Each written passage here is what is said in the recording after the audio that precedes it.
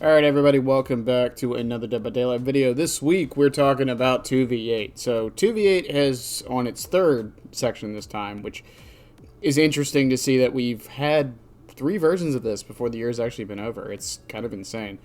This time it was Resident Evil themed, and we'll get into that here in a second. But as a third version, all I'm going to say is a lot of the problems still persist.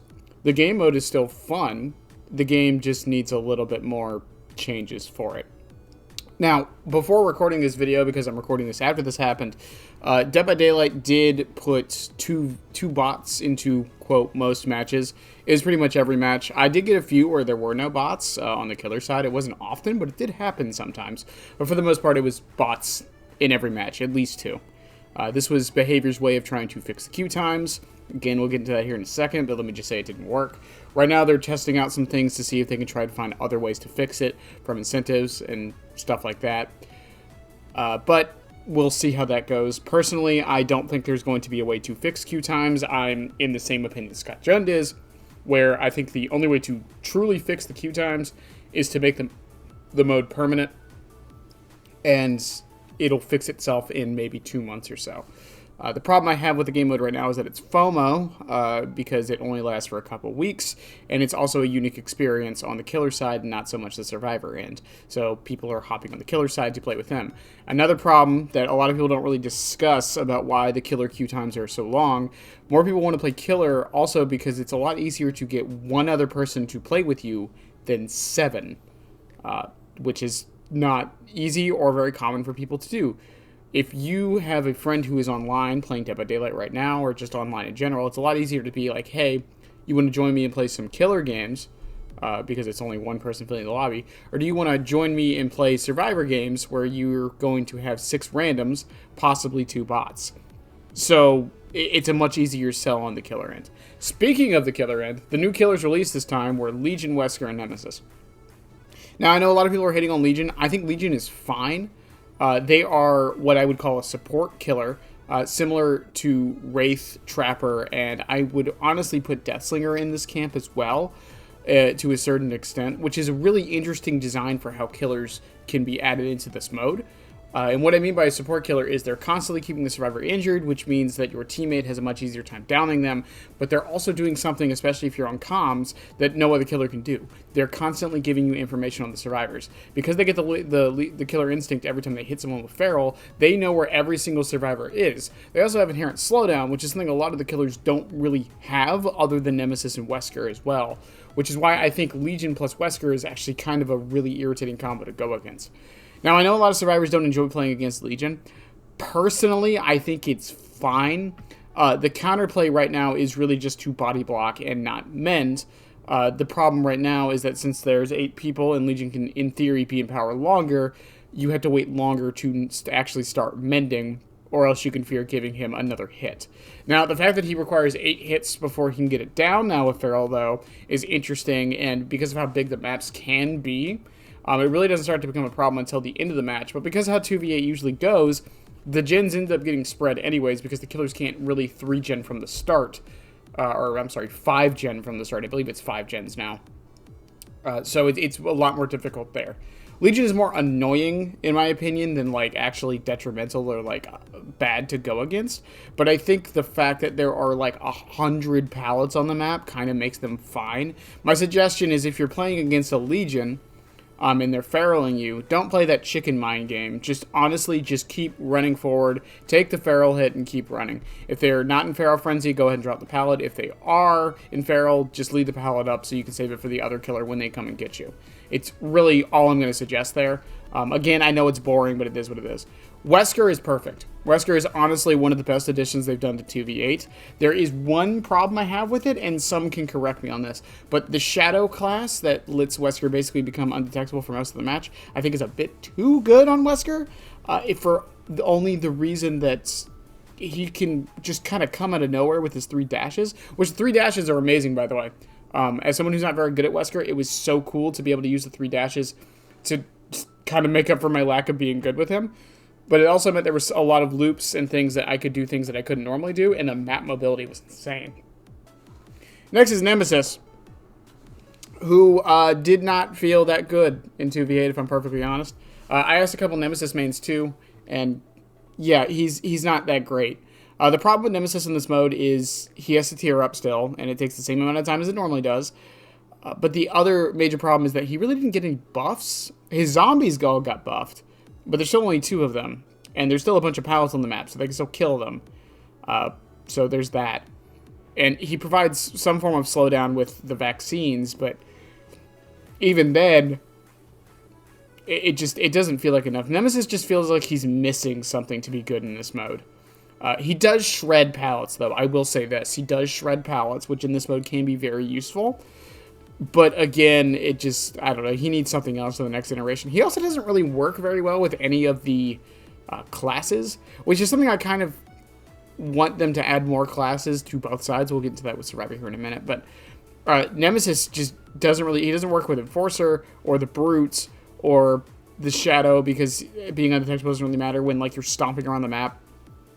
And Fearmonger, or whatever it's called, the one that gives you 5% haste when you're not detected, is an interesting combo with him, but definitely not the best. So I would be interested to see if they add new classes, if that does anything. Next is the maps. They added, I was told they added Ormond and RPD. I honestly thought Ormond was here last time, but I guess it wasn't. But RPD is probably the one that everyone's talking about.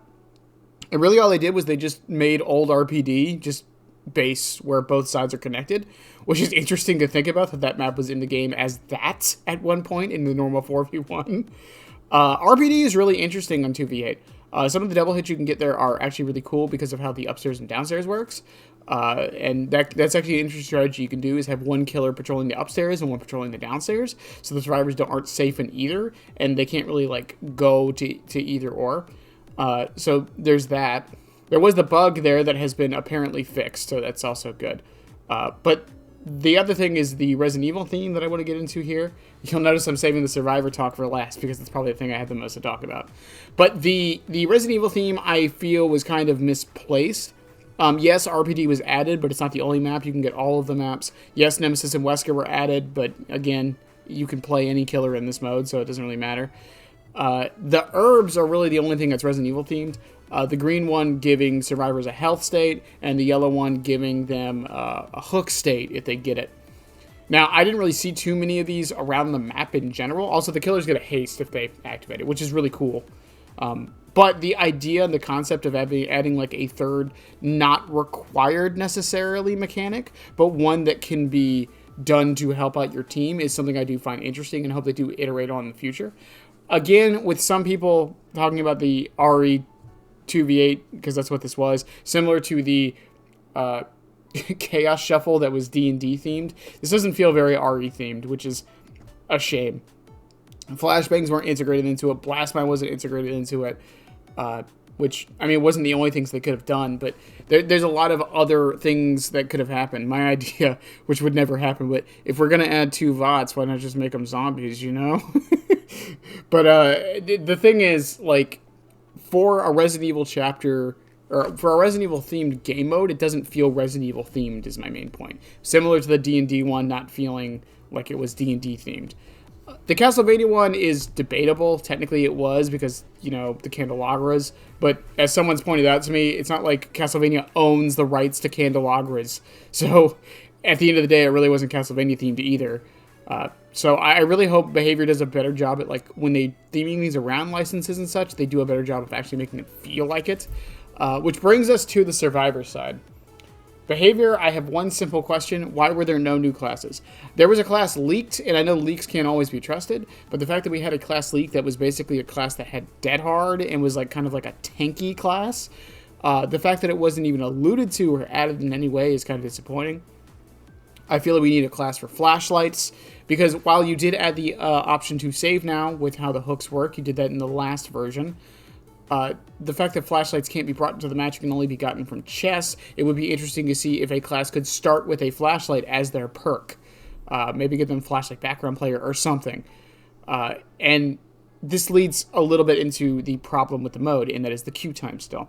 This will always be an issue with this mode. It is a mode that suffers from success. I have given my suggestions on how to fix it. Mostly, I think the game mode just needs to be 100% like added into the mode as a permanent thing, and that's really the only way to fix it. The 2 bot inclusion didn't really help because the queue times were still too long, because the bots are just filling in for a lobby once that timer hits a maximum point. But even then, if people are still leaving or there's not enough survivors to pull from, this doesn't really fix the situation. And the problem with incentives, which we'll see, maybe I'm wrong on this, the problem with blood point incentives is that for people who don't care about blood points, or people who just want to play the game to have fun, there's no real reason to play Survivor. It's not a very different experience. Yes, the classes are interesting, but they're basically just like worse perks and some more interesting ones that just don't have as much of an impact. And I think that's the biggest issue with this mode, is just making people want to play Survivor. Even myself, I really only played Survivor to do my challenges, and that was it. And I wonder if that's one way they could fix it, at least at the start, is making it so the challenges are only for the Survivor side, and not that you can get them on Killer at all. I don't know how many people would hate that, but I think it could be an interesting way to do it. I think something else is the incentives could be changed. While I don't think blood points are that like incentivized as far as something people want to go out of their way to get right now, I do think the battle pass stuff, the cells, and the iridescent shards are definitely a great incentive you could do. I know they're doing double XP right now. It's also a decent incentive because that leads to shards.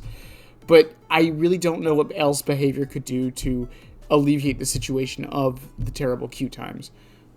My queue times were anywhere from 10 minutes to 15 minutes. I was playing Doom 2016 on stream in between queues. In fact, I'm not doing it, but I was going to record this during a 2v8 queue time to see if I could even do it. But that's really what this comes down to, is the queues need to be fixed. And the sad thing is it does affect the normal game. When this video is going out, I'm actually taking a break from DBD, another one, but I'm taking an actual break from DBD because I don't want to deal with the long queue times. And it's unfortunate, but it is what it is. And I saw a video by the Mr. Headache that basically was saying that this mode isn't for the hardcores, it's for the more casual players, which is fine. I just wish it didn't have to hurt the queue times for the hardcores, for the streamers, for the people playing this game all the time. It's just unfortunate, but it is what it is. My suggestions have been made clear on how to fix this. I think we need more classes. Survivor needs some form of more interaction. And at the end of the day, Survivor just feels too similar to how it feels in 1v4, where Killer is a completely different experience. And every time they add a new Killer, it adds new forms of interactions. For example, at the moment right now, Wesker and Deathslinger is hilarious because Deathslinger can pull someone in. Wesker can bound them into Deathslinger, which is really funny. And same thing with Legion, like I said, being this cool new like support type character for the game mode, which is something we've had in the past, but it was more just like inklings of it, like I said with Trapper and Wraith, but not really. So Legion, I feel, is like the first full like support type character for this mode, which is very interesting. But overall, I am enjoying 2v8. I will say this now to behavior, that 2v8 is some of the most fun I've ever had in this game. I played with Kaiser DeBard, many of you know them. But I played with them for like 5 hours the other day, and honestly, like even when we were waiting in queue, it was some of the most fun I've had. And once we were in, some of the interactions we were able to get, and it's also one of the best turn your brain off modes in the entire game. Chaos Shuffle wasn't even this brain offy. We would get into a match and we wouldn't even be thinking about what was going on. So it's just interesting. I also play with Hero, Silence Hero. Many of y'all know them from some of the podcasts we've done, and they're a good friend of the channel. I had a blast playing with them as well. Again, this mode is always fun. Always fun to find the interactions on the Killer side. The Survivor side is still like not miserable in my opinion. It's just it doesn't elevate itself to that point. But even playing solo, because I played some Killer solo, it also didn't get to that point. Like, playing Killer solo, there were still moments of interaction because I'm trying to determine what my teammate is doing and what I can do to help them during that time. And then when it does end up working out, it is very, very, very fun. And it leads to like these moments of like kind of joy. Like I 8K'd with a random killer, and it was really cool just to like kind of work as a team to get it to happen. But yeah, we'll see what happens with the next iteration, or if they try to find ways to fix it now. But after the third version of this, I think behavior needs to understand that Survivor needs something. The problem isn't what I think they think it is. The problem isn't that Killer is too good necessarily. It's that it's that much better as far as fun factor for Survivor. And just, again, Behavior just needs to figure something out. Adding new classes, adding anything that can just make Survivor feel better to play and give them these fun moments. Because Killer has a lot of fun moments. Survivor really doesn't, especially in the solo queue setting. And because it's a 2v8 situation, there's not a lot of like hero moments that can happen like 1v4 and things like that. But I'm rambling about the same thing at this point. Let me know what you guys thought of 2v8. I enjoyed it a lot, but it still has pretty much the same issues it's always had. Behavior, if you're listening, you need to help the Survivor experience. I don't know exactly how to do it, but you really do need to. In any case, I love you guys. Have a good one, and bye. Subscribe, damn it. I'll be back. I always come back, and so should you, you moron.